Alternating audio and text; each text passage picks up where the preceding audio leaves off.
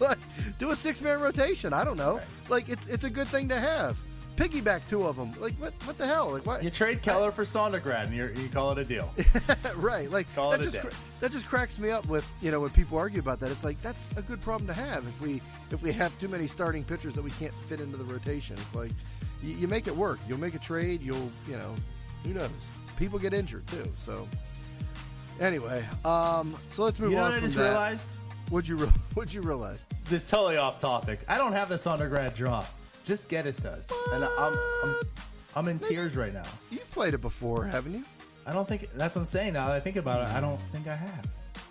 Oh, that makes me so sad. You just want me to do it? Sondergrad. Sure, there you go. I'll text you. That'll be the So drop. You just say it live.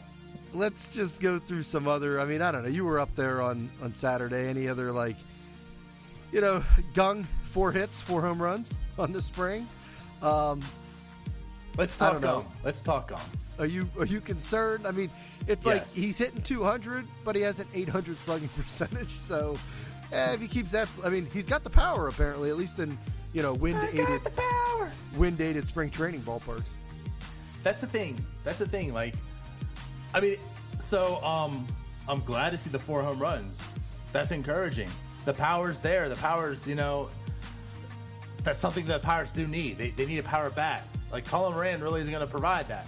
So if Gung can, that's going to be a plus. But, Ryan, he's got 4 home runs, but just those are his only hits. And he's striking out 50% of the time. That's the big concern.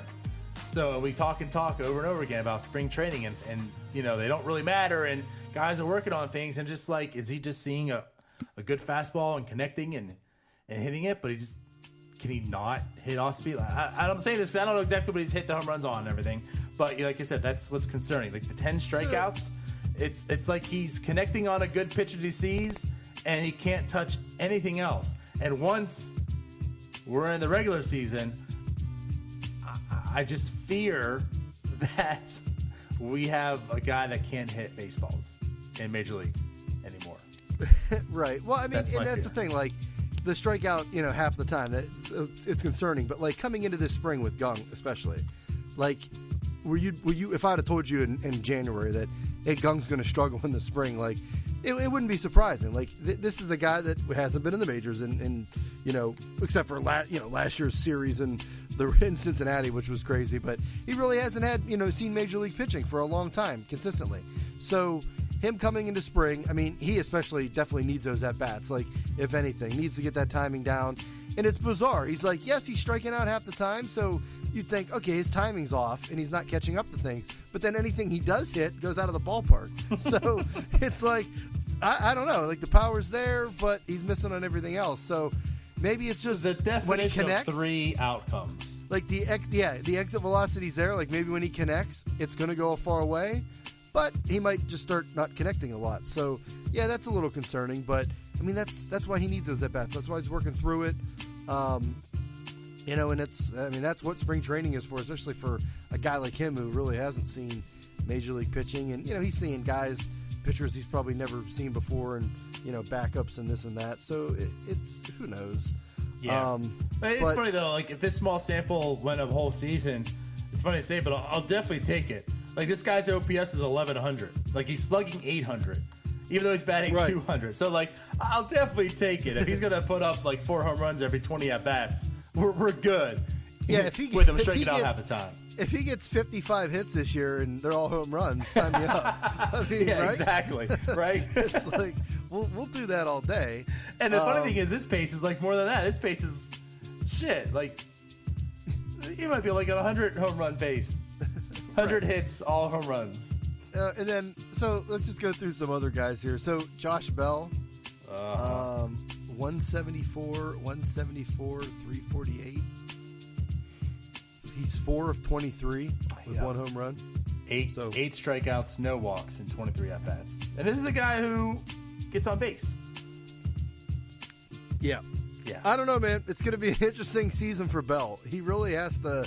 Honestly, if Bell comes into the season, and it's crazy to think because he's had basically 2 offensive, above average offensive seasons.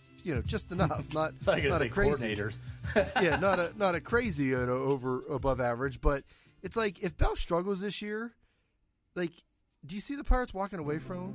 And he's still ARB eligible. It's still, but I don't know. Like, do they start looking for other options at first base? And I know Will Craig's in the minors and whatnot, but. I mean, do they just wait until Will Craig's out and the Bell's gone, or do they start looking for a guy like now? I don't know, man. I guess we'll have to cross that bridge. It sucks because, like, Josh Bell's a talent you don't want to really give up on. But I get you. I get your point. And let's put it this way. Not that I'm saying there's much hope on the other side, but Brian Hayes, that's a guy we'll talk about here in a second, too. He's looked really good. I mean, he's the future of third base. And if he is the future of third base, where's Colin Moran go? So, like what you're saying about Josh Bell, I'm not saying we're going to give up. I'm not saying this, but like I guess there are options. Will Craig, Colin Moran. I guess it's like you have, but it's still none are inspiring. Right. Well, I was going to say, and look at Moran. Moran's hitting 190. Yeah. Moran's got the same numbers as Bell, basically. So I don't know what to tell you at this point in time. Like if Bell and Moran just don't show anything this year, I mean, there definitely is a cause of concern. Brian Hayes has third base in my eyes, and hopefully he does. Oh, yeah. So it's like, okay, next... Defense alone, he does. These past 2 off seasons were like the seasons of third base, which one happens. Next year could be exactly what you're saying. Next year's like the tale of first base, who plays first. So let's just do this. Let's just pray that Josh Bell does own it, and he's good, so we don't have to worry about this. Because I'm tired of worrying so much every off season. There you go. Is that a deal? Can we just do that? Can we have nice things, X-Time? Not worry about it. He's going to win an MVP, so we're all right. Perfect. All right, let's talk about some players that are hitting the ball in spring training. So Hayes? Well, yeah, Hayes is one. Hayes, 8 for 21's got a couple home runs, 4 doubles, 1 triple, 2 home runs. Like, definitely showing the power. Definitely 7 extra base hits on 8 hits. Yeah. So, nice. Looking good for Hayes. We know the defense is there. No, Hayes is not making the team. Like, stop it. He's going to get his AAA at bats in. We talked about Will Craig briefly. He's 7 for 21. No home runs, but, he's hitting. How about Corey Dickerson, man? I think he's ready to go. 7 for 11. All day. So Dickerson. 7-11, baby. I'm telling you, man, he won the Gold Glove last year, and now he's just like, I'm going to win the MVP. That's all. Let's do it. I'm down with that. How about this? I mean, we talked about Hayes, but what about Cole Tucker? Yep. That's been pleasant to see. We're talking about Bell and Moran and the shortstop position who's hasn't been good, and it's like it's so bad. But you're like, Hayes is right there, and then Cole Tucker, dude. I mean, we talked about this briefly at the end of last year with the Arizona Fall League. Like, he got kind of put on a couple more scouts' radar after the Arizona Fall League. He was tearing it up down there. I think he won MVP or something. The Arizona something Fall like League that. Or whatever. Yeah, so hitting pedal or something. Yeah, and he comes into spring, and he had the 2 home run game. He's 7 for 17. Like, got a double, got a triple, 7 hits. There's another guy, 7 hits, 4 extra base. Yep. A guy who's not known for power. Right? Yeah, that's what I mean. And this is the guy that's more known for the glove. He's at a premier position. And now since I'd say the second half of last year, Arizona Fall League, and continuing into spring, he's starting to show that he can really hit. So, I mean, is it... hopefully you're sitting down, everybody. Like...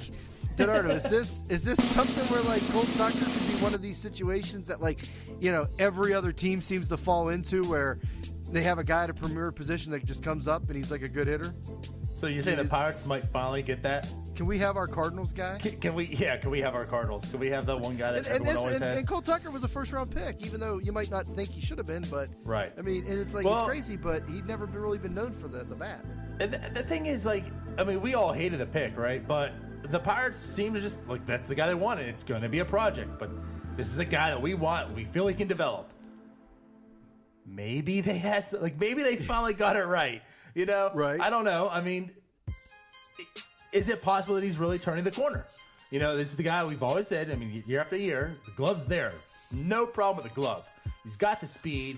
But can he, we're not talking power, but can he hit, period? And then it showed like he can hit, but he also can hit with some power.